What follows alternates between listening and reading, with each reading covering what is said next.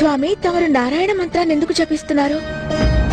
నేను ఎల్లవేళలా శ్రీహరినే ధ్యానిస్తూ ఉంటాను. కానీ తమరు నారాయణుడు, బ్రహ్మదేవుడు త్రిమూర్తులు కదా, సరి సమానులే కదా. బ్రహ్మ జీవనాన్ని సృష్టిస్తాడు, జననం జరుగుతుంది. విష్ణు ఆ జీవనాన్ని పరిపాలిస్తాడు. నేను లయం చేస్తాను, అంటే మృత్యువు ప్రసాదిస్తాను. ఏదైనా సంఘటన సంభవిస్తున్నప్పుడు దాని గురించి సంపూర్ణంగా తెలియడం సాధ్యపడదు. ఆ సంఘటనానంతరమే సర్వస్వం స్పష్టంగా అవగతమవుతుంది.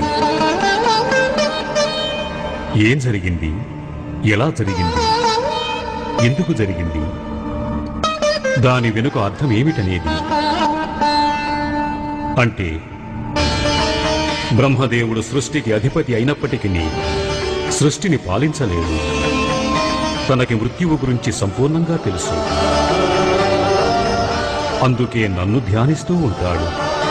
విష్ణువు సృష్టిని పరిపాలిస్తున్నప్పటికీ అతనికి జనన మరణాల విలువలు తెలియవు.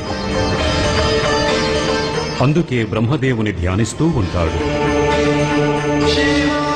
అయితే మృత్యువుకు ముందు సంభవించే నిగూఢ సత్యం గురించి నాకంటే బాగా ఎవరికీ తెలియదు.